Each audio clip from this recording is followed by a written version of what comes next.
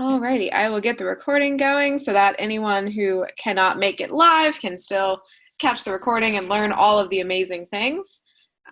So to that note, may I have you introduce yourself to everyone, please? Hi, everyone. I am Allegra Newman. I am a development executive who's worked in a variety of different genres, but we're going to be talking today about rom-coms, which I've had experience developing during my time at Mar Vista Entertainment, which is known for making female lifetime thrillers and also a lot of the romantic comedies or romances that go to Hallmark, Up, Ion. I think they might have even just made one for BET. So we're well versed in the Christmas romance, the regular romance, and a little bit in the romantic comedy space, which of course I'll explain a little bit of the difference during the webinar. But I'm very excited to talk with you guys today about romances and romantic comedies first and foremost.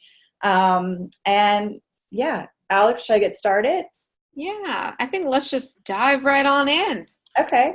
Got it. All right. Well, so I've made a key point that I'm going to bring up on the screen to go through each of the points that I'm going to kind of go through, because I know for some people it's helpful to see just a visual, and if you're taking notes, then you can get a chance to jot down a little bit of what I'm saying. But I'll elaborate a little bit more on the slides and the points. It's just a great frame of reference also for me to remember what I'm supposed to be talking about at each point. So I'm going to put the screen up because I think that will be easy. And let's see here. Sorry, 1 second. I know we went through this. Let me get this going. No worries. Right. Good. Here we go. Is it up there? Do you guys see it? We got it. Perfect. Thanks, Alex. I wanted to make sure we were going through it all on Friday. I had to make sure it was working.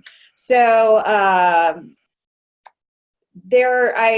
just used a basic template. So unfortunately, there are not going to be very many visuals that are there, but it's really just to give the points that I want to get across, and especially the differences between the romance genre and the rom-com genre, because there are two different types of projects. But before we get into that, I think that it's really helpful for everyone who is interested in writing romances, rom-coms, Christmas romances, rom-coms, to know who the buyers are, the key buyers right now in the landscape, and a little bit about what they're looking for, because each one is slightly different. Going into it, I think that a lot of people, at least that I've mentored, and that a lot of writers that I've talked with are very familiar with the Hallmark Channel romances. And I would say that those are definitely romances versus romantic comedies.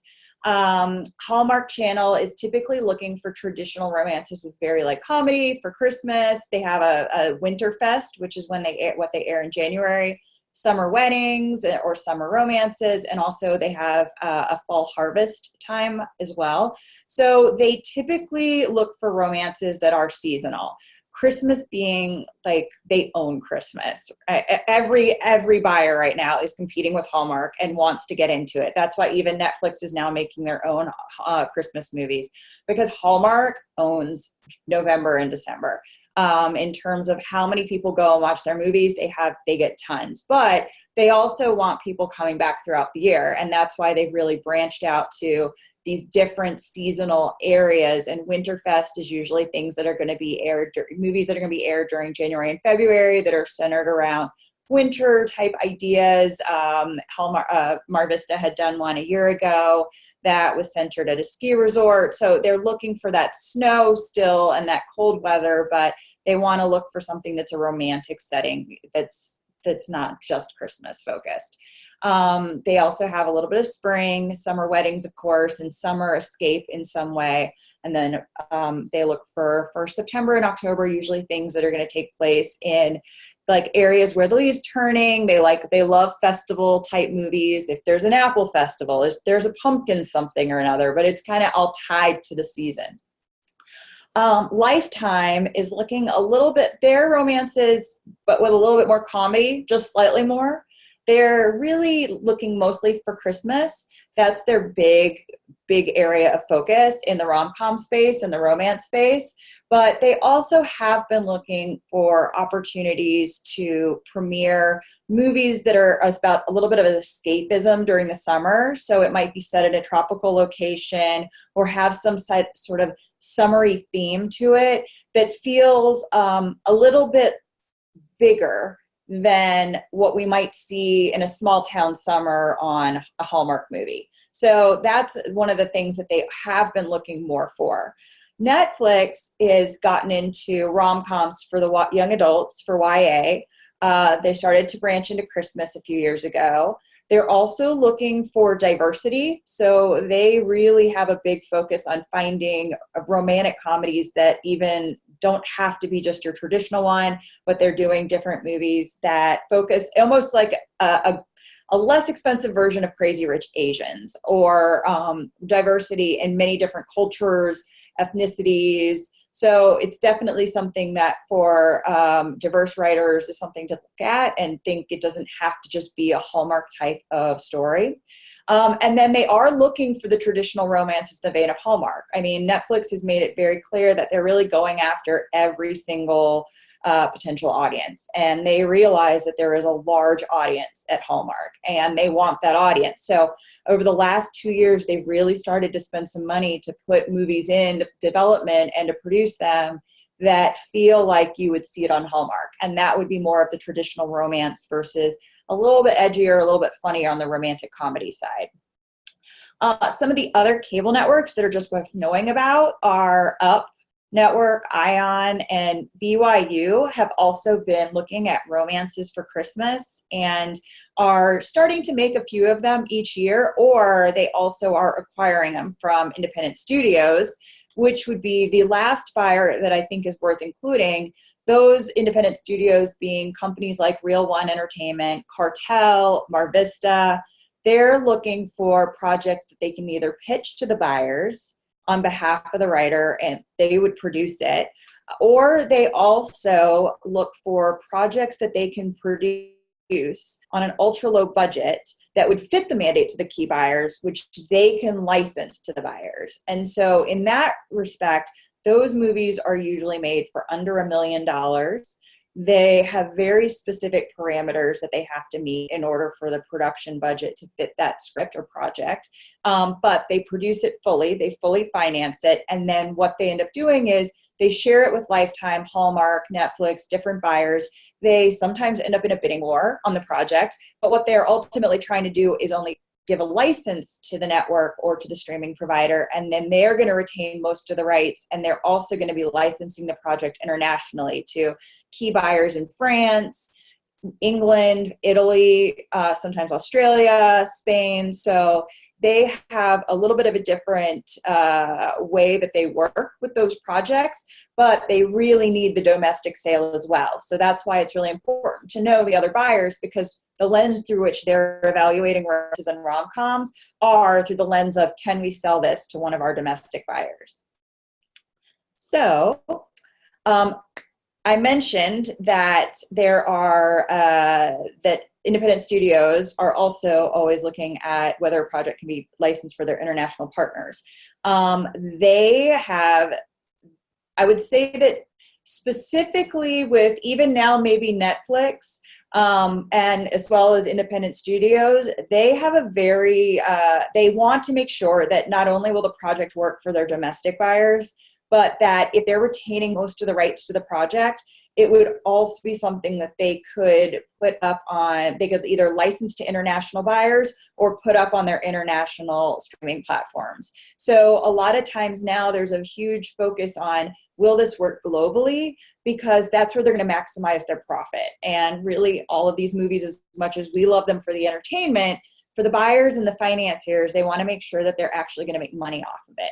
So it's worth bringing up the international partners because they also have a few things that they look for in projects, or things that they don't like. That actually impacts sometimes the US sale, because some of the companies like Mar Vista, Real One, or even Netflix, even companies that are networks that might fully own their project might provide feedback on a project, and they're going to say, well, yeah, we like it, but X doesn't work for our international partners. And these kind of X's end up making it harder to sell the project or for it to convince someone to make the project.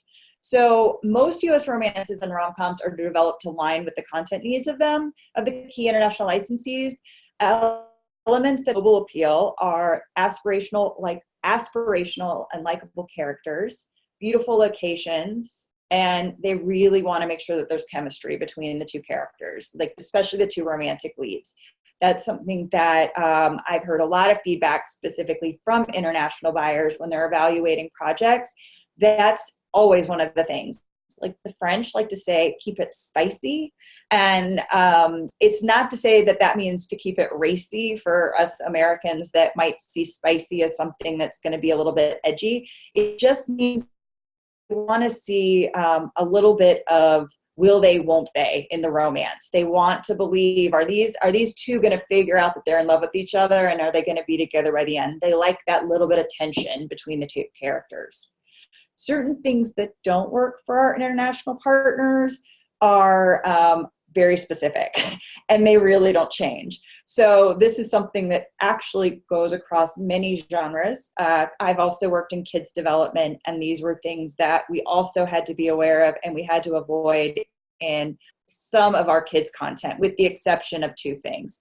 But in terms of global appeal, things that typically don't work for our international partners are Western and country themed locations.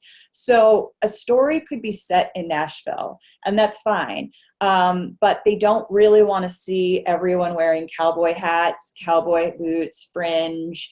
They don't want to hear a lot of country music. They don't want to see people living on a ranch. It's okay if you're living at a house or on a farm that has stables with horses, but they want it to feel, I would liken it to a little bit of the French country feel or the European country feel. It's a little bit more sophisticated. So it's just something that we're always mindful of.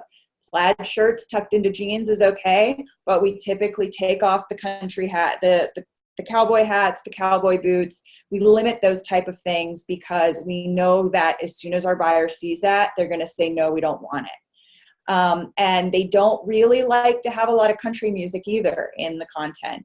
Part of it is music internationally can be difficult to translate if it's important. So if it's just a background music, it doesn't matter. But if it's a romance or a rom-com that's centered around country music or a lot of music in general, that can be difficult for them. It's very difficult to translate or dub that, and for buyers to understand, or for the audiences over there to understand it. And a lot of times the music doesn't quite translate.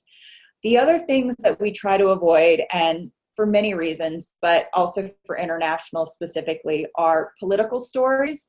So it's okay if there's a light story around someone running for mayor, or someone is, and it's really more about the romance between the aide that's trying to help the person, or something in that place. But we try to steer away from political conversations and really taking a political stance in any of the romances and rom-coms that we produce.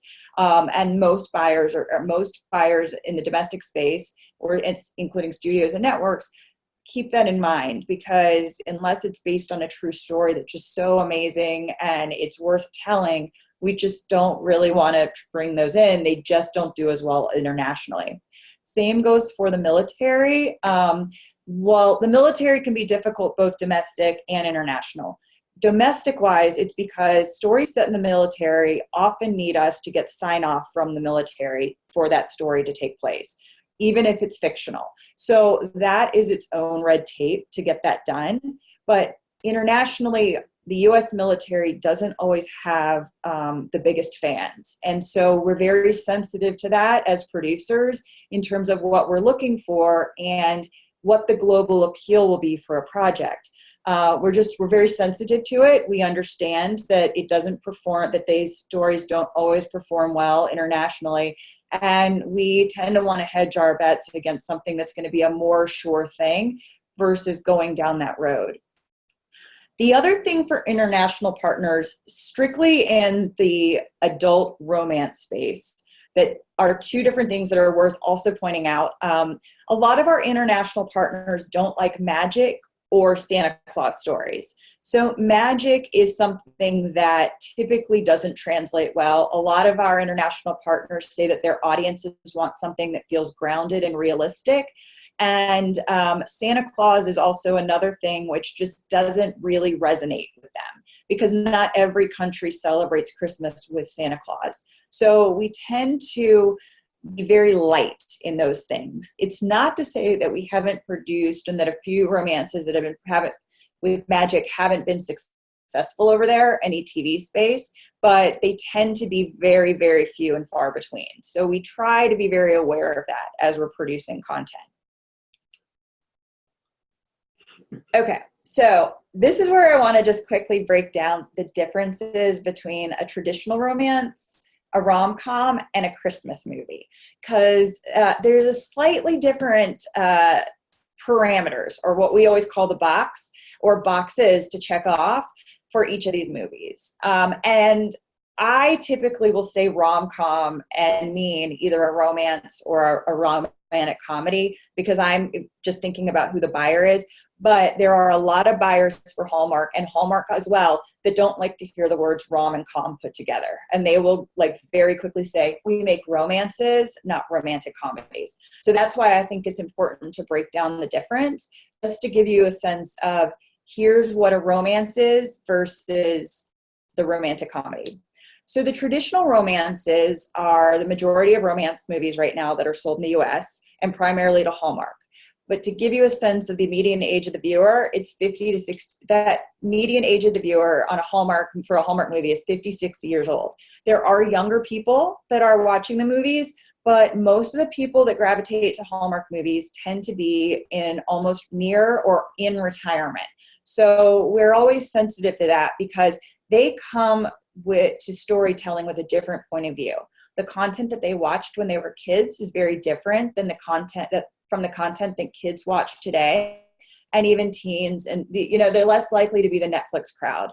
They are usually the people that have been loyal Hallmark viewers since the 80s. So they've been there the whole time. I would say that usually the traditional romances reflect traditional small town values. So the characters, though, are often in their 20s to 30s, single or widowed. It's really important also in these movies, we really typically don't have them moving in together before marriage. The audiences at Hallmark do not like it. They're more conservative, they're more traditional. So they really want to see two characters that they might be staying in the same inn, but they are not going to be in a bedroom together. It's just something that we're very, very cognizant of. So I always try to retrain my brain to all the black and white sitcoms that I watched when I was in the early 80s growing up. And I always am remembering that and going, all right, well, usually they slept in separate beds and things like that. But yes, we rarely saw things in the bedroom if they were not married. So it's really just something to be aware of. Typically, these stories are so chaste that the romantic leads don't kiss until the very end. There are some movies that have managed to pull this off as an exception. And for anyone who ever wants to watch or read a Twitter feed when this happens, the viewers go nuts, because they know the formula so well that if the characters end up kissing in Act 6 or Act 7, they are like, oh my gosh, did you see that? Did you see that? Because it's broken the mold for them. Now, they enjoy it every now and then, but they don't want to see it in every movie. So that's the other thing I always am likening to, as I go back to the Disney movies that I watched when I was very little. And I think about, all right, well, Cinderella, Snow White, Little Mermaid, the characters, the two romantic leads, typically Prince Charming and whoever the future princess is, don't kiss until the very last scene. So it's similar to that in a Hallmark movie, and just something to be aware of with the romances versus, again, a romantic comedy. The stories are grounded and relatable, and primarily told from the female lead's point of view.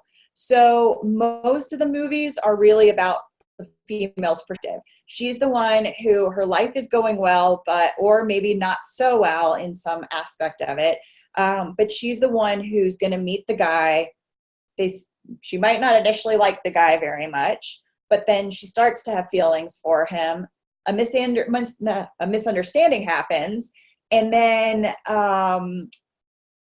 she has to fix it. So that's something to just keep in mind for when you're pitching to buyers that sell to Hallmark. They're often going to provide that feedback if the story is being told from the male point of view. It's not, again, to say that there aren't exceptions. There are some exceptions to this, but oftentimes the exception has to be so stellar for someone to take a chance with it. So just to keep in mind that. The other thing with the traditional romances are they often avoid love triangles. That being that the Hallmark audience doesn't typically like them very much because it means someone gets hurt at the end. And also the international partners don't really like it. It's just a big thing right now, especially this year. I would say the last 2 years, there's been a lot of feedback on that when the story has a love triangle, and we just are sensitive to it. The other big difference with the traditional romance is the comedy is very, very, very, very light. Romance is at the forefront always. So the kind of comedy you'll see are little jabs, but friendly. They're more joking than a physical comedy, and they're usually very, very down to earth. So it's just, and again, they don't want they're not trying to get big laughs from this. They're not trying to go in the space of a Bridesmaids or even one of the more recent Netflix movies, and now I'm blanking on its name. It will come back to me. But they really just want something that's sweet more than anything. And any little joke is more of tongue in cheek, but in a very, very sweet and soft way. Romantic comedies, though, can be slightly edgier and more comical than a traditional romance. So it's something where you can have a little bit more fun. It could go as edgy as something like Bridesmaids, but it could also just be a little bit more innocent too. It could be, in the space of a Notting Hill or more of a comedy like that. The characters, though, must be likable, relatable, and aspirational in some way. And I'll go more in depth to that in a few slides down the road, but just something to be keeping in mind as you're working on those is typically they want characters that there's something that's not quite working right in their life right now, but not everything should be going wrong because it's very hard for us then to be relating to that character. Diversity is starting to take center stage, as I mentioned earlier. And that is something that I think is worth mentioning because for a long time, a lot of the stories that we'd see in content, both theatrically and on TV, were mainly centered around romances happening between a white boy and a white girl. And that is slowly changing. It is now becoming something where it's okay for there to be a mixed race romance. There's okay for us to focus on a specific culture or ethnicity within a romance. Even now, Billy Eichner is writing and working on producing the first theatrical boy-boy romance. So it'll be a big deal to see how that comes out and what the response is, because that's something that everyone in the industry is taking note of is there's not just one type of couple, and it's not fair for us to it's unfair just to focus on one kind of romance. There are romances that happen across the board, and we should be probably really trying to respond to that. Now, not every buyer responds to that. And so it's just important to know, again, who the buyers are that are. I would say that the streaming platforms and even maybe Lifetime are definitely taking more note to that right now and are broadening their horizons in this space. So those would be the buyers to take those projects to.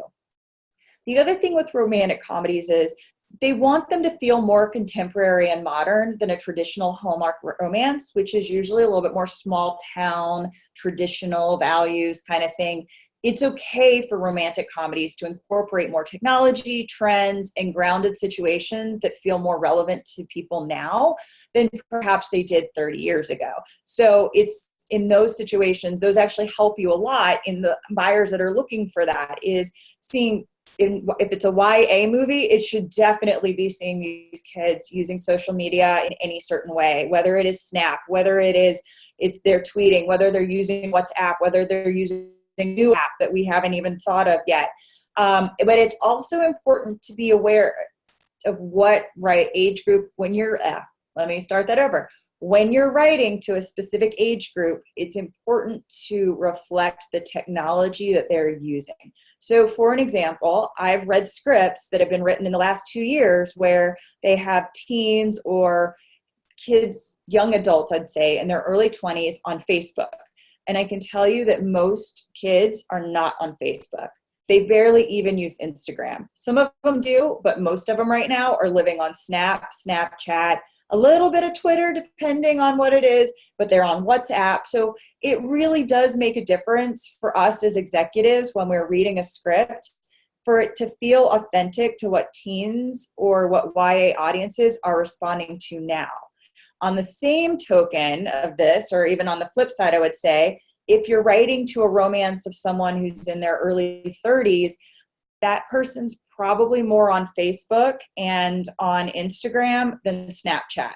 So it's just being aware of that, because it does make a difference in how we read it and how we're going to respond to the material if we feel like the character is being authentic. So that's just something to be aware of. But again, it's something just to note and to be aware of the trends that each age group is responding to, not even just beyond millennials versus Gen Z, but really looking at what are teens looking at, what are people in their 20s responding to, and how are people in their 30s acting, because we all are a little bit different. All right, and then Christmas. So I've definitely read my share of Christmas romances in the last couple of years. Christmas romances can also be romantic comedies if they are for a Lifetime or Netflix type audience. Even Ion and Up a little bit more in the rom-com space. But for Hallmark, Christmas romances are really just a romance, as described above, with Christmas as its own character in the movie. I want to say, though, Christmas is its own character in the movie, but it is not the first character in the movie. Christmas is always the runner in these movies. And a really good Christmas romance makes note of that and understands Christmas's place within it. Every scene in a Hallmark movie, every scene has something Christmas in the backdrop. If you study these movies, you will see it doesn't matter which camera angle that camera is pointed at, whichever character, there's always holly or a Christmas tree, or there's some kind of festive lights or presents. There's always something Christmas related in that movie. Now, that's also coming into play in Lifetime movies and even in Netflix, because again, Netflix has to take note of what Hallmark does in order to be attractive to the Hallmark audience. So keep in mind that Christmas isn't necessarily the main story, but it is very prevalent around the characters throughout the movie. Something Christmas related should be a primary force in bringing the romantic leads together. As examples, some of the favorites include a holiday event, whether it's the holiday gala on Christmas Eve, whether there's a charity in some way that the leads end up working together in, or maybe one of the leads is working for a charity and the other one is a little bit of a Scrooge, and somehow the one working for the charity is going to teach the Scrooge character this is what the meaning of Christmas is. There might be some kind of family reunion or a school type of reunion that brings the two leads together. Or they could be working for opposing companies, whether it is that they work for Christmas tree farms or lighting factories that make the Christmas lights, or a certain toy provider or toy store. But something Christmas should be there within these characters' lives, and at least one of the characters must love Christmas. So our entry point of the story, again, usually the female, must love Christmas. We're not saying that she needs to be dressed like a Christmas tree. We're saying, though, that she understands the meaning of Christmas and she loves it for all the right reasons. And the right reasons are not the presents under the Christmas tree. She loves the spirit. She loves the peace. She loves all the warmth and joy that the holidays bring. And that's something that is really reflective in her character. And it's okay for her love interest to be less excited about the holidays, but she's going to help him catch the Christmas spirit as the movie goes. And by the end, we want him loving Christmas just as much as she does. Again, for all the right reasons. The primary story must center around the character's romance. So, there's one movie that Mar Vista did, The Spruce and the Pines. So it's a little bit of a Hallmark Romeo and Juliet, where she worked at one Christmas tree farm, he worked at the other. Their parents don't like each other, but these two fall in love. It's that kind of story that can work in the Christmas romance space.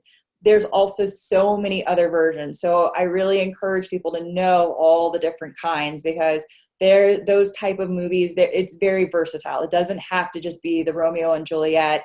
Her family does one thing, his family does the other, and they're odds at each other. You just want to keep in mind that really ultimately the primary story is the primary story is the character's romance. The secondary story is what's ever happening at Christmas, which is bringing them together. Okay, so I want to go into the character a bit, because character in romances is really, really important. There are a lot of scripts that we get and that I've read where the writing focuses too much on the plot points, and it's really just focused on, okay, the characters are going to go here, and then they're going to be in here, and then they're going to be here, and oh my gosh, this convenient thing happens that first brings them together here, but then it's going to tear them apart here. And the stories aren't that interesting. The main issue being they're just giving us plot. So they're not actually giving us characters that we can identify with and that we want to fall in love with and that we want to be friends with, or maybe that we even see a part of ourselves in. So it's something that to be very aware of. I always urge writers, write down your characters first.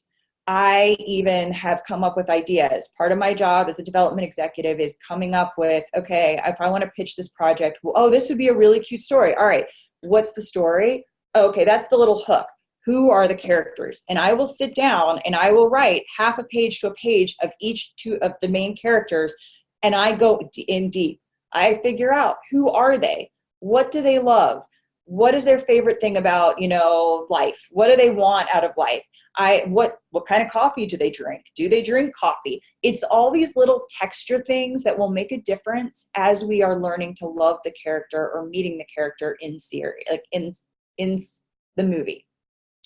Same thing can also be said for series, though. So if you're also writing some TV series, it's something to keep in mind.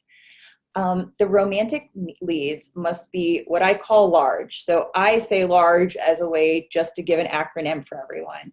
Likeable, aspirational, relatable, grounded, and entertaining. So at the forefront of every story, we want their personalities, their ambitions, and relationship dynamics to drive the events that unfold. The characters need to be moving things forward. It shouldn't be things just happening to them on every page. Their personalities, their actions, their family dynamics, their relationship dynamics, the different things that they want for themselves, the obstacles that stand in their way. Everything should feel like they have a part in it, and that they're not just being sort of, I could liken it to, in The Wizard of Oz, the tornado is what drives Dorothy to Oz. So that's great. It was great to have the tornado, but what I don't want to see in every scene is always a tornado driving what Dorothy does next. I want to see Dorothy making some choices for herself, or maybe making some mistakes by her, like on her own, and that maybe she accidentally said something, or she took the shoes off the wrong person and now she's in trouble with someone else. You want that character have some responsibility in what's happening around them, but also what they're doing and how they're responding to the situations that are creating either great things or not so great things in their life at that time. The other big thing about the character is he really needs to have a goal and something to learn from within their own selves as they go in pursuit of this goal, because we want to be rooting for them. So another, big trope in these romances is, okay, the woman or the guy who has inherited a property, a bed and breakfast is a favorite. And in that bed and breakfast, it's either going to be sold or it really needs to be renovated. Maybe the character loved that bed and breakfast when they were growing up, and maybe she just really wants to make it work, but there are a lot of things that have to get done for this bed and breakfast to be back on its feet again. And that might be her goal, is to bring it back to the same place that she used to love. Now, we don't need to have every scene be about that, but what is it in her character that is driving her towards that? If it's something where she's still stuck in the past, we want to see her find something about the present or the future to teach her it's okay to start moving forward again. If it's that she wants to sell it because she wants to forget the past, we want to see her come to an understanding and a love for where she grew up or what she came from. So just keep that in mind as you're working on your character. Is it's not just, why do I like this person, but what does this character have to learn from the situation she's in and her romantic partner, and vice versa? What could the romantic partner get from her? So again, some things to think about. I thought a good way to explain this as well would be, especially for a romance, is if you were putting together a dating profile for your main characters, what would it say? And that's typically how I write my half a page to 1 page little synopsis about the character. Is if my character was on Match.com or OkCupid or even Tinder, what is that character going to say about himself or herself that both represents a little bit of flaw, but also a lot of strength? And so I think it's important to sort of think about things in that way, because this is the best example I can give. I get a lot of scripts where the person, nothing is going right. They define themselves as a loser. They are terrified of everything.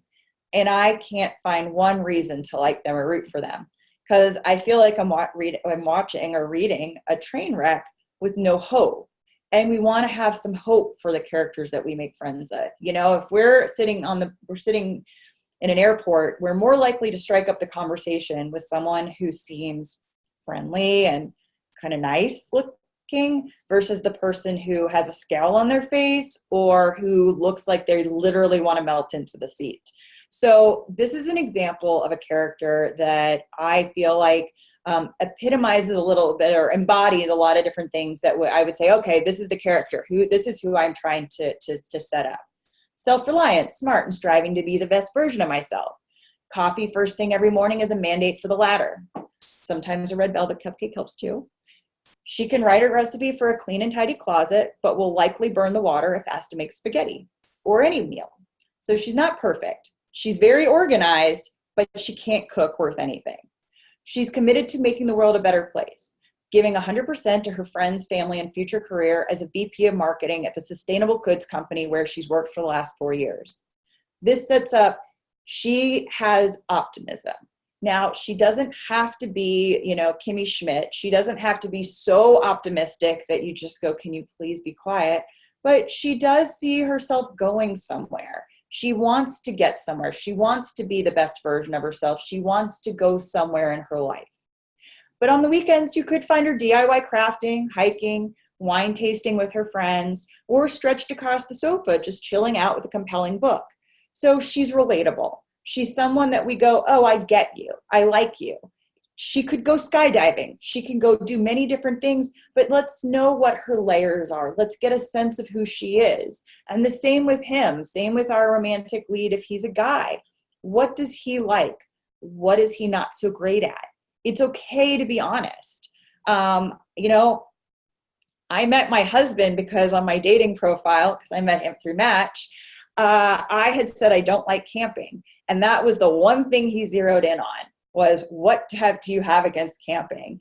And my response to him was, I have nothing against being out in nature. I just want 4 walls and an attached bathroom. And, I said, we don't even have to have a roof. I don't need a roof. I love looking at the stars, but I want that security. I don't want snakes coming into my tent. I don't want to have to go out in the middle of the night and try to find somewhere to use the bathroom. It's just not me. That gave him texture to who I was, because my response was also kind of funny to him. He found it to be charming that I clarified what I meant, where I could have just taken offense, But I thought it was actually funny that that's the one thing he went, well, that's kind of a negative. I need to find out more about this. So that's how I would encourage everyone to look at their characters versus the profiles I'm going to show you now. These are the hardly the matches anyone wants. And if I meet anyone who literally sees this person and goes, I want to date that person, props to you, okay? Because these are two examples that we see a lot in scripts, and that's why I think they're worth sharing, because these are typically the characters that as soon as we read them, we go, we don't like this person, and we do not want to make a movie about her or him. There's I'm completely self-involved, excellent at judging all the flaws of everyone around me. I don't really like people. They annoy me.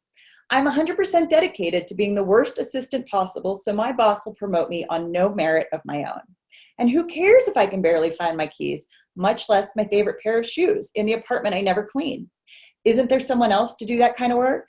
I need to find someone really rich to take care of that stuff ASAP. Okay, so that character is great if that's the boss that our lead works for, but that shouldn't be our lead because she's annoying. She is unlikable. She is just someone that is so self-involved. I don't want to hang out with her. I don't want to go and have a drink with her after work or have a coffee because all she's going to do is talk about herself and about all the flaws that she sees in everyone else. And that's just not really someone I want to spend an hour with or even 2 hours with. Then example number 2, afraid of everything and everyone. I have no friends. People are mean. Pretty sure I'll never amount to much. I've always been a loser. Why would that change just because I have a crush on someone who doesn't even know I exist? Because I barely do? I think I'll go hide in my room now. We get a lot of scripts like that. A lot of scripts where the person is so much of a loser, we don't know why we would be watching them. We're watching a car accident and it's not fun to sit there. You know, you want to drive by it. You might look for a second, but you want to keep driving. So it's really important if it's the person who is got maybe a little bit of a social awkwardness, they don't hide though. They own it. They're still trying to get out there and make the best of who they are and be the best versions of themselves. And yeah, maybe that crush doesn't know they exist yet, but it doesn't mean that they act like they don't exist.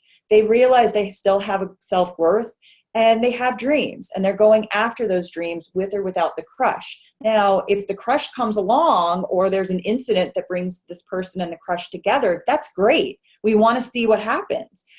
We just also want to make sure that we really feel like, oh, I like this character. We all have our inner securities. Writers and creatives, oh my gosh, it's like they never went away. We still live in high school sometimes in our brains. And a lot of us have our insecurities of high school. That's totally okay. It is fine. It's how it made us empathetic people above and beyond. If we had the worst high school experience, or if we felt like we were invisible, or if we even felt like we were invisible in our jobs in our 20s or our 30s. That being said, we still need to see examples of how we were trying to work through that. And that's the thing that we sometimes forget is we tend to remember just the worst about what that time period was, but there were days that were good and we still had dreams and we still had aspirations. And that's the part to hang into and to really lean into is who was that person outside of the, oh my gosh, that was the most humiliating day of my life, or the person I really liked never knew I was there, or I wasn't the most popular person, but it did do this. Find that this and really wrap that character in it and make them someone that we go, that's awesome. They own who they are and we love them for it. So beyond the character, the other thing to look at are the original stories. And I think that that's the thing that is the hardest to achieve right now in the romance and rom-com space, especially for Hallmark, because they're actually okay with it being about a bed and breakfast for 20 movies a year, or if there is the farm or there is a certain story, they do like that. That being said, it's fun when you can also look at a story and go, oh, I haven't seen that way before. So that's what I wanted to talk about in terms of original stories. It really starts first with the main crux of the romance is girl meets boy, girl loses boy, then girl must get boy back. And I have heard many executives say this over and over and over again to writers. And so whenever they start to see a script sort of veer off track, they're like, we've got to just please remember this. Girl first meets boy. However that goes, things go, go, go. Then around end of Act 7, beginning of Act 8, there's a misunderstanding. Things fall apart. And by Act 9, they're back together again. So she has to find a way, though, to get him back. It's not about someone else doing it for her.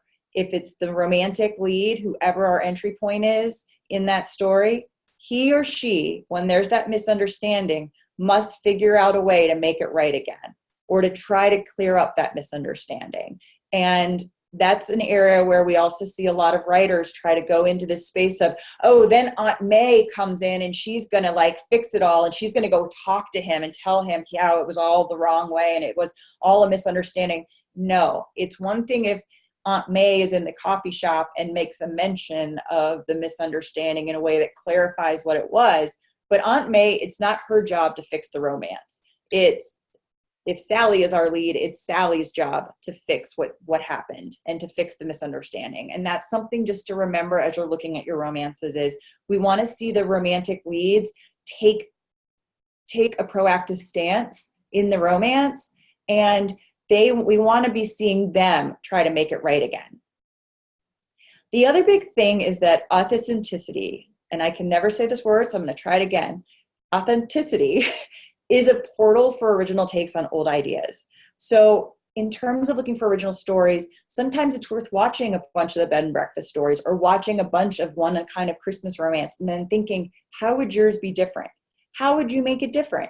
What might you do or turn it around just a little bit to make it your own? And another big thing is it's okay to also draw a little bit from your own life. If you know like that your grandmother had a really funny romance with your grandfather and it was all at Christmas, it's okay to draw a little bit on that. Just make sure that you don't get so stuck in the true story that you're not able to take some liberties to make it a little bit more contemporary. So it's okay to write from what you know, just being mindful that we also don't want to be feeling like, oh, you're so attached to it being this way because it's what happened to you, that you can't see a little bit of bend in the development process.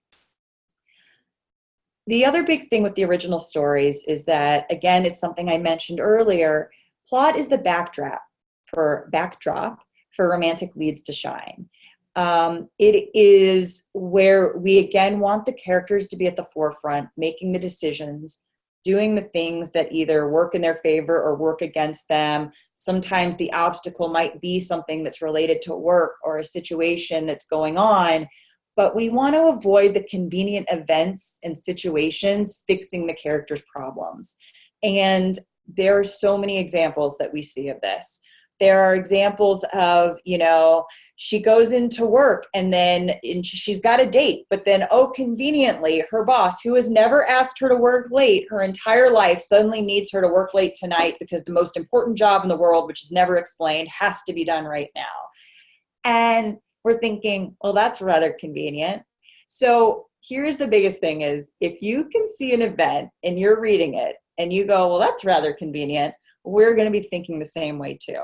We want to believe that whatever gets in the way of her getting to meet to him is something that she has a part of, that the lead character is in some way responsible for, or that whatever happens, it is not just that suddenly the bus conveniently stopped working. That it really feels like it was because she got sidetracked with time. She got so engrossed in this thing. She forgot to look at the time. She didn't take notice, but it came from her. It came from her making a mistake or her flaw in some way, preventing her from getting to him when she needed to, or when something goes well, same kind of thing. Making sure that it still feels like the character is in some way accountable or responsible for what's happening. It doesn't have to be the lead.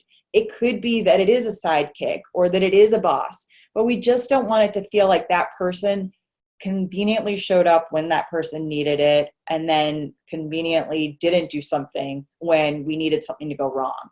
So it's just about making sure that the characters are using their wits and personal abilities to overcome their obstacles instead of the situation just suddenly magically working out right.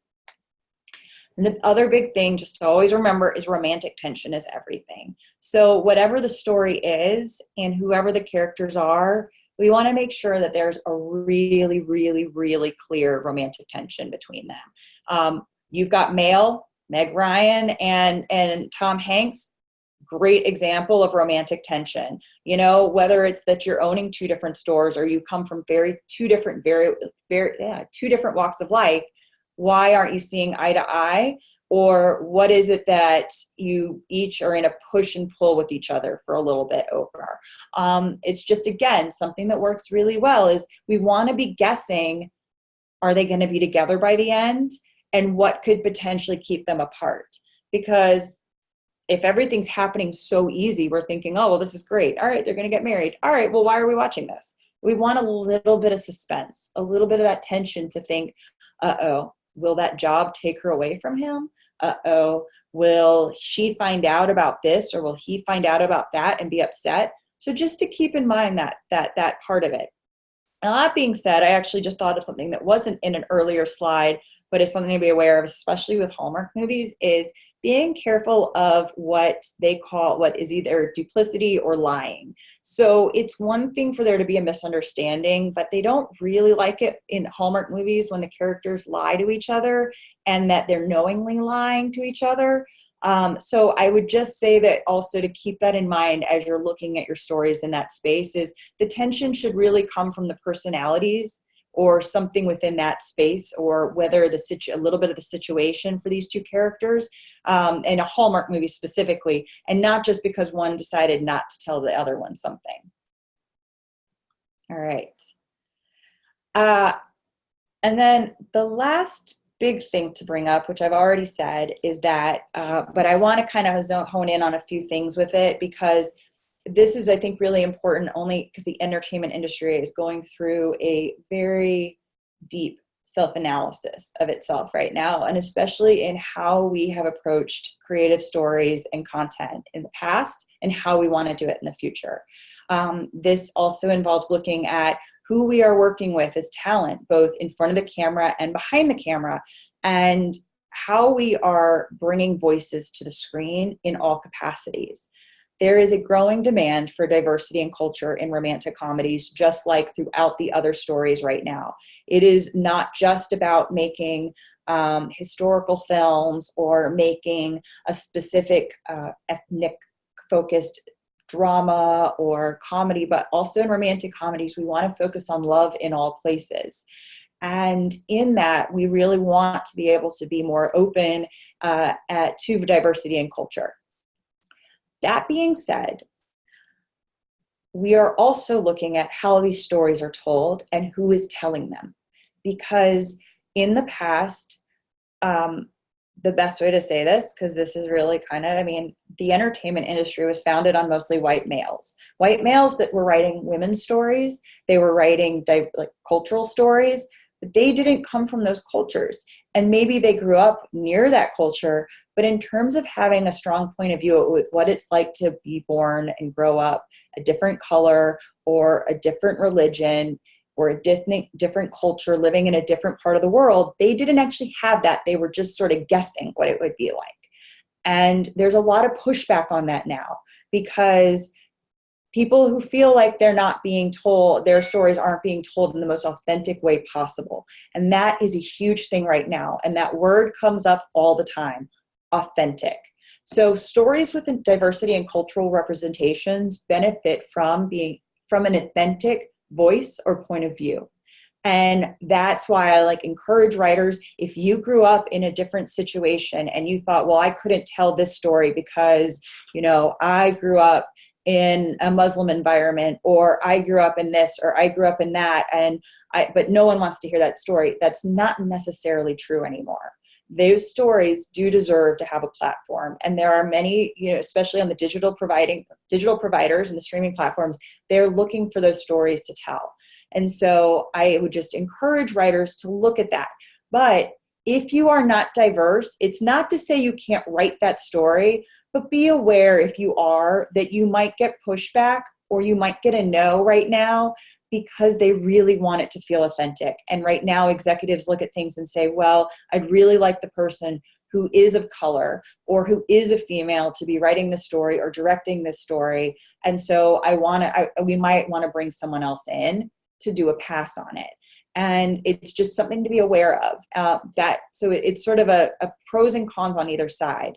But buyers do have an affinity for writers who have firsthand experience within the culture. So I encourage people to really think about that and think about what kind of stories you might tell in that if you grew up in a culture or ethnicity that is different from what was predominantly on screen through the 50s, 60s, 70s, 80s, and 90s and early 2000s.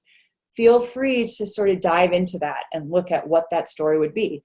You know, Rami on Hulu, even though it's a series, is a great example of a young man showing a very relatable story that includes romance and his attempts to find a woman and find a relationship, you know, while also trying to practice his religion.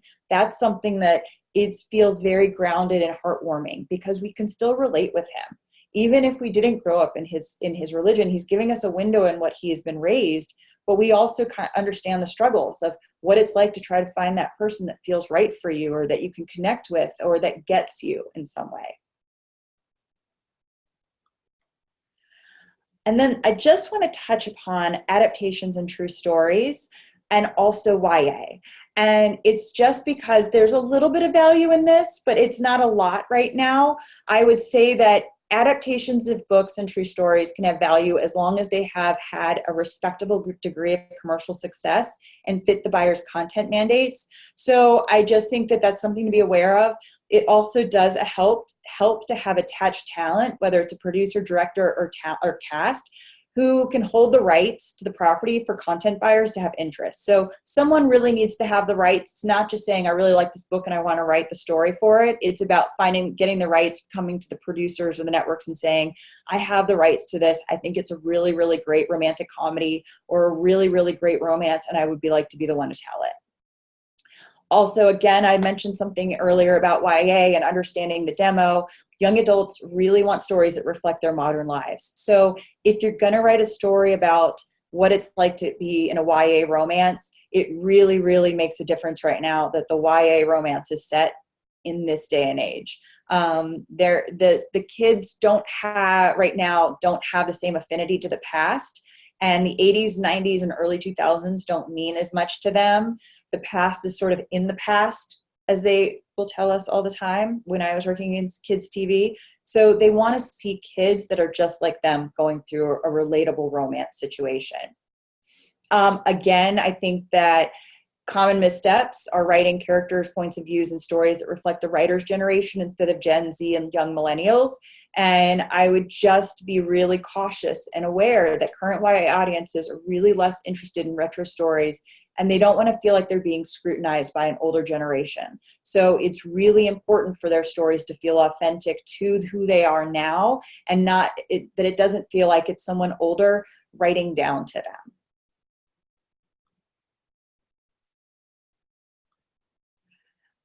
Just quickly, here is a quick list of some ideal settings, especially for romances, but rom-coms as well.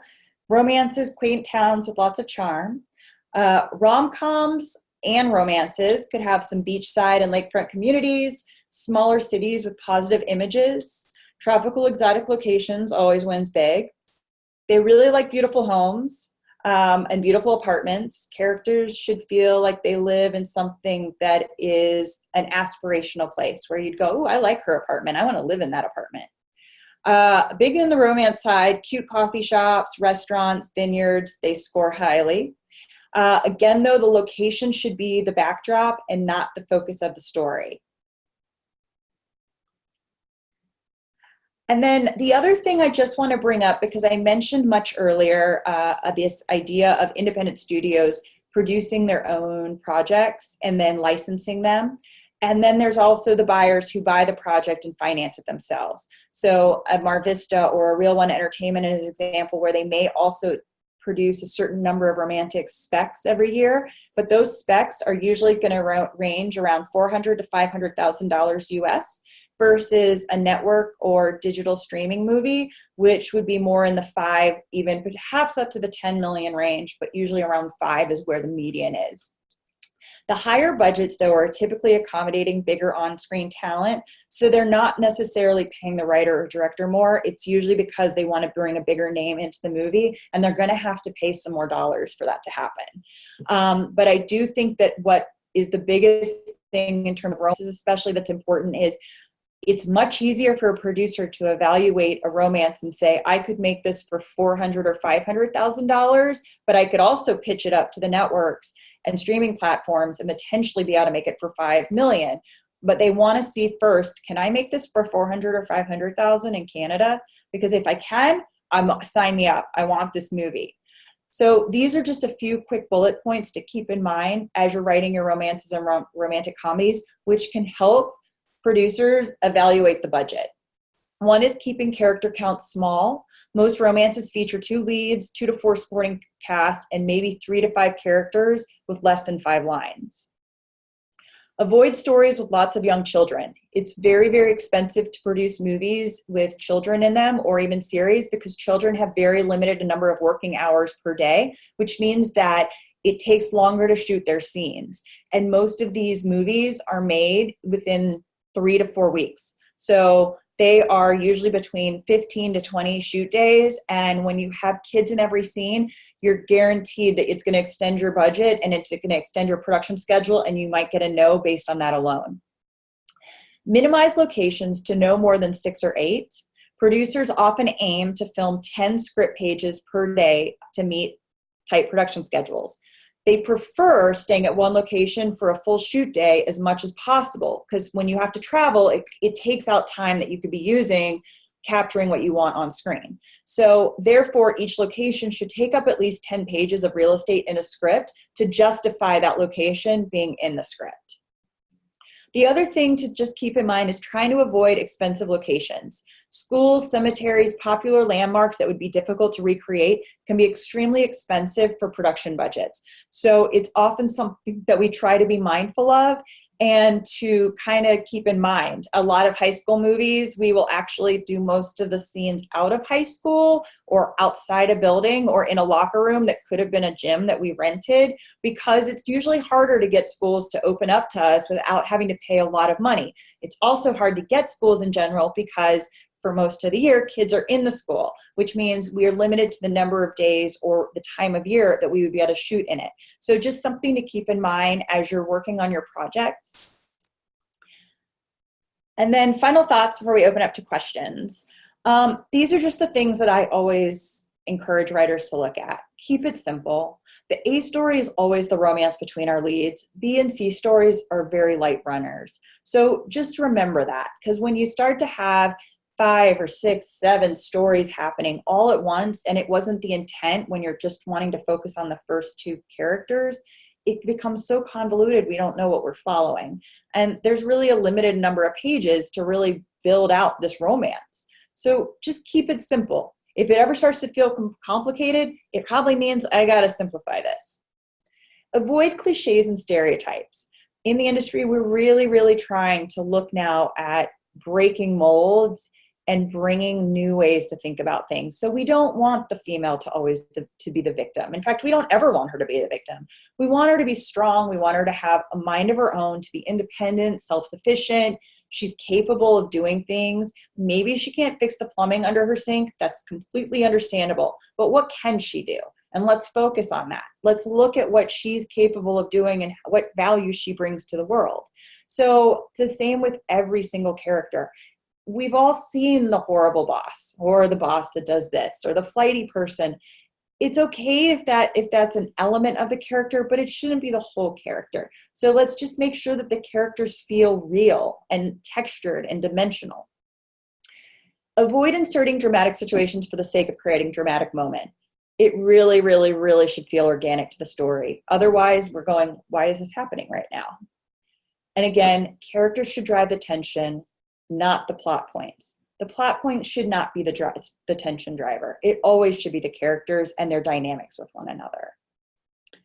And I will leave you with one of my favorite lines from Serendipity. It's like in that moment, the whole universe existed just to bring us together. I think that's how we always look at any of the romances and romantic comedies that we are reading. That's what we want to feel as we do it, as we look at this. And now I need to stop the share. Okay, I'm here. That was a lot of talking. Sorry, I thought, I was like, oh, I'll get over this. It'd be done in 45 minutes. But clearly, I wanted to give as much information that I can give to everyone on the subject. No worries at all. All right, let's just dive into these questions. So, guys, type away. Cool. So, April asks, I'm curious about movies like 27 Dresses. Why was this a feature release instead of a Hallmark or a Lifetime movie? What distinguishes it, casting or story, or both? Okay, that's a very good question. Well, I would say one of the things that distinguishes 27 Dresses is the period in which it was being produced. There are a lot less romantic comedies being produced theatrically now. And so that is one big thing for why you would have seen it then. The other big thing would be that 27 Dresses probably came with Katherine Heigl attached to it. Katherine Heigl probably wanted it to be made as a theatrical. So if an actress, especially a bigger name that has value on the big screen and especially if film distributors and film producers who are in the bigger space, the bigger budget space know like, oh, if we make this movie with Katherine Heigl for $20 million, we're basically betting that movie, enough people are going to go see that movie that we're going to make our money back and more in theatrical release. But Katherine Heigl is probably only going to want to do that movie as a theatrical and not as a Hallmark movie.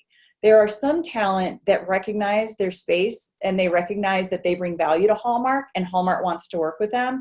You know, Candace Cameron Bure is a good example. Jodie Sweetin, some of these actresses who are now coming back in Fuller House and other shows on digital streaming platforms, they recognized that their values meant something to Hallmark, especially in the 2000s and, up until recently. So some of these actresses actually lean into the Hallmark space.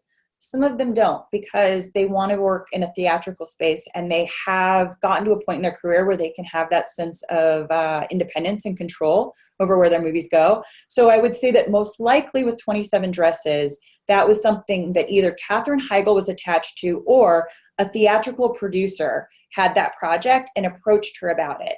And in that situation, a theatrical producer who's working in the big budget space is not really going to take it to Hallmark to pitch it. Cool. All righty. So Jerry asks, if small towns are better, then what about, I think When Harry Met Sally, I think is what we're going for, or Sleepless in Seattle. They all have backdrops of big major cities.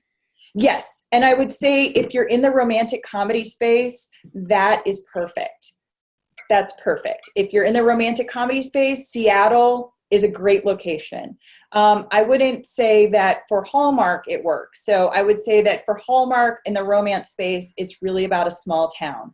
The other thing, though, that we are trying to kind of look at is what are the stories we can tell in small cities that don't necessarily get covered a lot, because it's also something that producers sometimes look for is just something that feels different.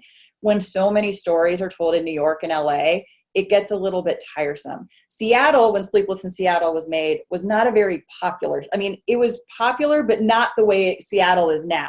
Seattle is now a name because Amazon took over an entire city and everyone knows about Seattle at this point.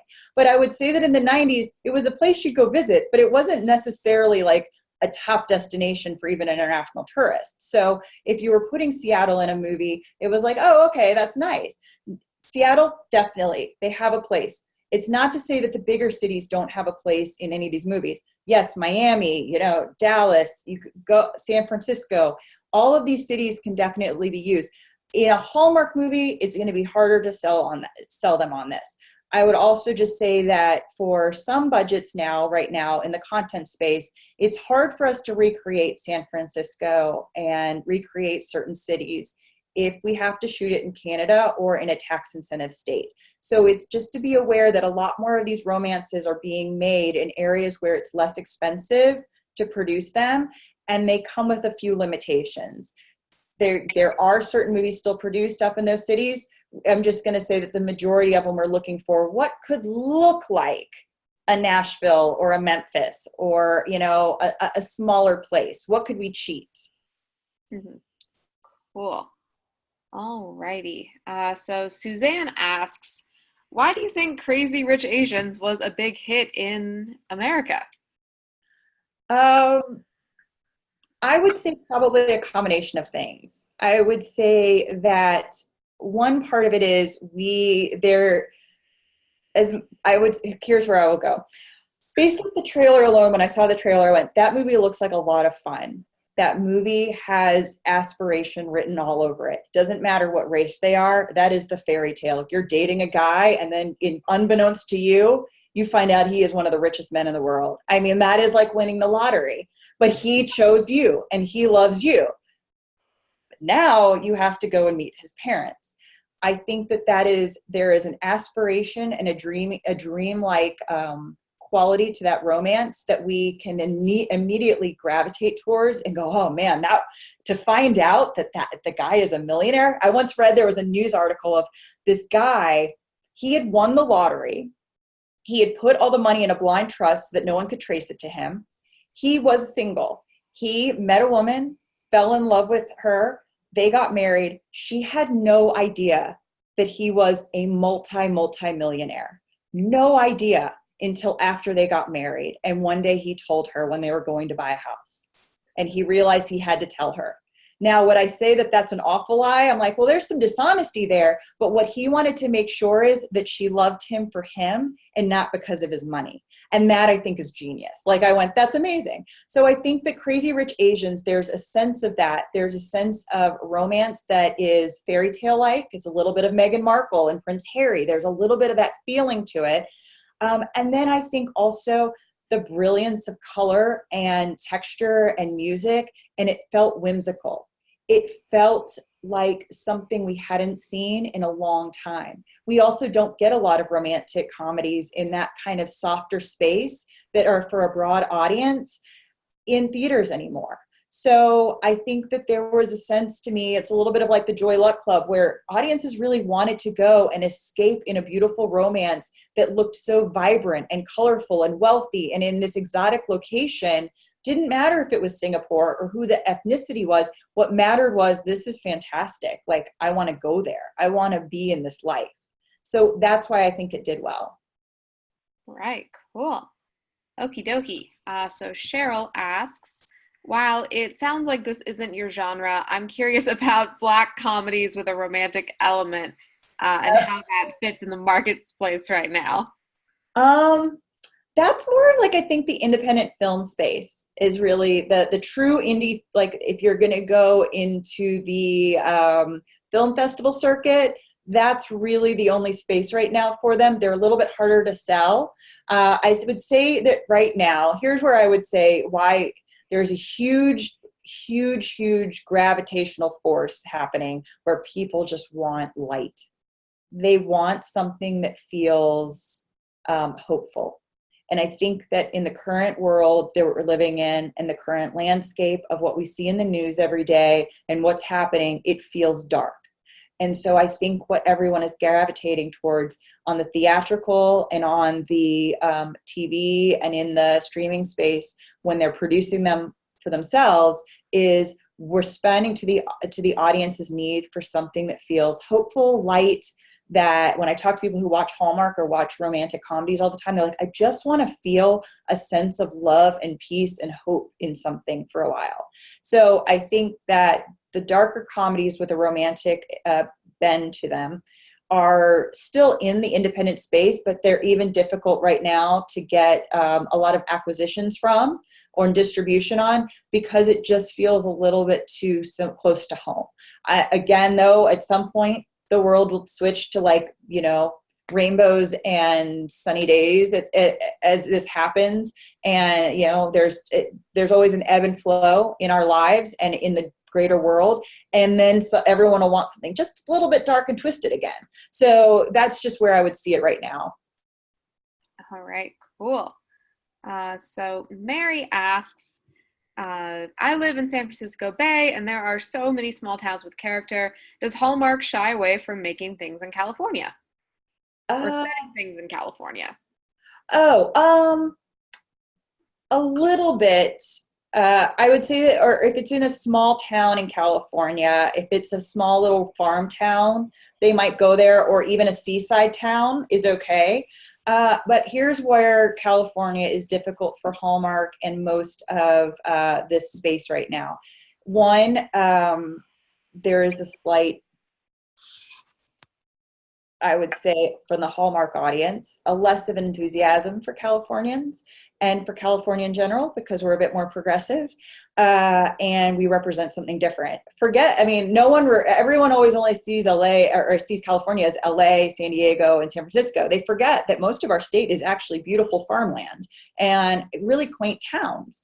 So it's one of those things where, on the viewpoint of it all, if we're going for Hallmark, they want something that feels a little bit more Midwest or Southern because it feels a little more familiar, or even New England. The other thing though with California is that, since if you are going to do sort of a rural area, it feels like more broader audience is going to understand the rural area if it is in the Midwest, or if it is in the South, or if it is in a small, quaint New England town, than in California, because of just their views of their perception of what California is. It's also expensive for us to produce movies in California. So a lot less movies in the Hallmark and romantic comedy space are actually filmed here. Most of them are filmed up in Canada or in Toronto or Vancouver or Toronto, because it's a lot, the money, just the dollar stretches farther. So that's, I think, the other unfortunate reason is just budgetarily, California, it's very difficult for us to produce a movie at a reasonable budget here. Right, cool. And then let's see here. Jerry asks, could you expand on your thoughts about music? Is that out of place more in Europe, or is that also to be avoided in the US? Jerry, do you mean musicals or putting music in a show? I thought I had my head wrapped around that question. I got halfway through reading it. I was like, then we need some more musicals. Musicals. Okay, got it. Thank you. Yes. Musicals are difficult. We, even coming from Nickelodeon, because kids love music, and that's another great example. Kids love music. Anytime there was music, they go, and because Nickelodeon, Disney, a lot of them, they want to also put them all around the world. The hardest part is the translation. Typically, when we write the lyrics in English for American audiences, when you try to translate them for the young audiences or for audiences over there in other countries where English isn't the primary language, whether it be in Asia, whether it be in Europe or South America, the hard part is sometimes it doesn't translate very well. And if it's a musical, musicals tend to share part of the story in the musical itself.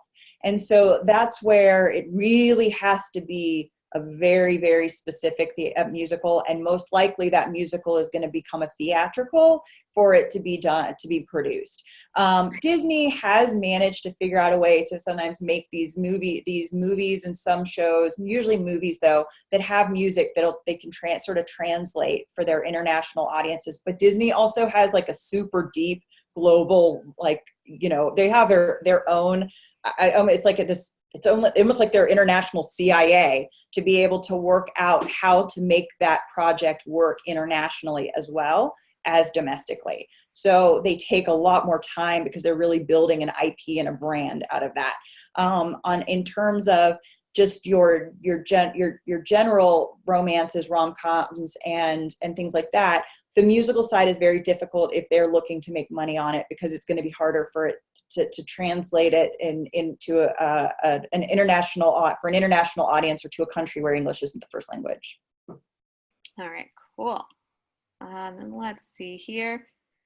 Susan, you put this question in the chat box, but it's a good one, so we're going to do it anyway, but never again. I'm like, I set up all these rules, like we're following them. Then I was like, that's a good question. No, we're not. I know. I got that rule on Friday. What? No, I'm just kidding. You've already built it up now, because it's got to be a pretty good question. I know. Like now we got to deliver. Okay, so Susan asks, what are the best romances to watch as good examples for learning? Oh, good question. That's a really good question. Let's see here. If I was going to say in the romance side of it, um, on the Hallmark end, funnily enough, one of the movies that Mar Vista produced earlier in the year, Love in a Bottle, did really well. Gosh, now I have to like draw from my library of my head here. There's a few movies that Love in a Bottle did really well. I think that's what it was called. It aired in April, and they really, really loved it. In fact, they loved the script so much that in the movie, they weren't planning to produce the movie until potentially the summer. And then they decided that they wanted to move it up and make it a spring movie. And they ended up deciding to, like in January, they called up Mar Vista and said, we want this to air like April 12th. The movie they hadn't even cast yet. So they made the movie, within 4 weeks, pre-pro was done. They started shooting in February. They delivered the week or 2 or 3 days before April 12th, and they just loved the movie too. That's a good one. I'm trying to think on the Christmas side. There's a few of them that are, gosh, I would say on Netflix, The Christmas Prince is a good one for the Netflix space. And that's just, I would say that these are the movies that audiences are responding to and that they're really loving those movies. So that's one that's done really well. In the YA space, there's one, and pardon me, I couldn't think of it earlier. There's a couple that in the YA space for Netflix, To All the Boys I've Loved Before is done really well. And then the other one, The Kissing Booth, that's the one. The Kissing Booth also, I think, is just it's funny because that, for modern audience, for an audience my age, I can appreciate it because it has a feel of the 80s, but modern audiences, like the contemporary YA audience, loves it because of the romance feels so relevant to them right now. So that's also another one that is worth watching. And then the other thing that I tend to say, because I'm not very good at, there's hundreds of Hallmark movies and they all kind of go in my head and come out.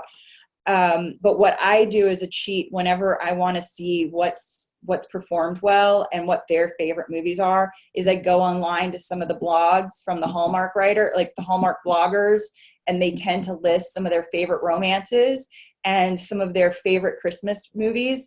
And I notice that the same ones get repeated several times, and I go and watch those because I want to see what were they responding to? What did they really like about it? And that's, I think, like my easiest cheat that I would say.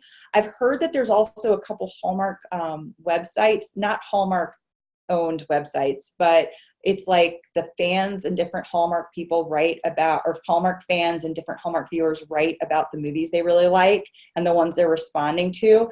And Hallmark actually goes and reads those websites. I can't think of what it's called off the top of my head, but I think if you Google Hallmark blogs or Hallmark, you'll start to get the ones. It should, in your Google, your search engine should come up with the ones that are more popular. And there are ones that I know that after a movie premieres, Hallmark goes in to see what everyone says or what those people were saying about it. Because it's usually like a group of people running the blog, and they take them really seriously. So I'm sorry, I'm having a hard time thinking of them all right off the top of my head right now. The other one that I really liked that I thought was just cute was The Snow Princess for Hallmark. It was done in 2018. I think it came out. That one I thought was just a really cute story. A girl who is a princess, but no one knows it, she wants to have a little bit of a normal life, working at a ski resort. Her father has told her it's time to come home. She's taken on this one more task at the ski resort. And at the same time she's there, her boss's brother, who co-owns the resort with her boss, shows up, and they don't quite get along initially, but he figures out that she has a secret. And once he figures that out, he's holding it over her a little bit, but then they also start to fall in love. So it's a cute story. It's a little bit, to me, it's very simple and it's very straightforward, but it's just got a very cute little twist to it. I think that I helped a writer recently pitch something. I'm no longer at Mar Vista. I'm actually doing independent producing right now and independent consulting for a variety of companies. And I took one writer into Reel One, and and he had a title. I can't remember what it's called. The Arctic Prince. He hadn't even said the log line yet, and they said, "Sold, we're buying it." And he went, "But I haven't actually pitched it yet."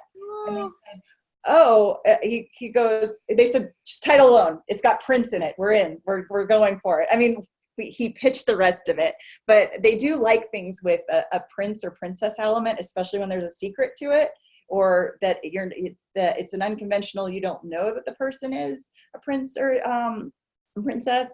And then I also had heard a few other different ideas recently where like people were taking things like just different ideas and you kind of make it slightly, I can't even think of a few on the top, but I went, oh, that's clever. There's like just looking at sometimes even your favorite reality shows and thinking, how would I make that a sweet romance if I could? Just the two characters that I like. Yeah. All right, cool. So I think we probably only have time for one more question. So we're going to go to Shari for this one. Okay. She asks, is there a place where we can access Hallmark scripts in particular? The WGA library does not have much.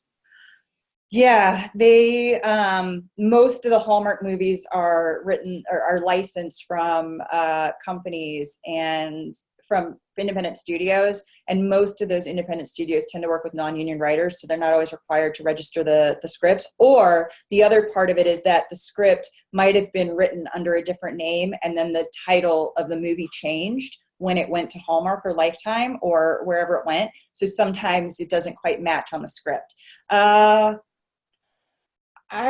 I don't know if there's really a resource for it. Even on the blacklist, typically romances and rom-coms don't go up there very often, not a lot of them.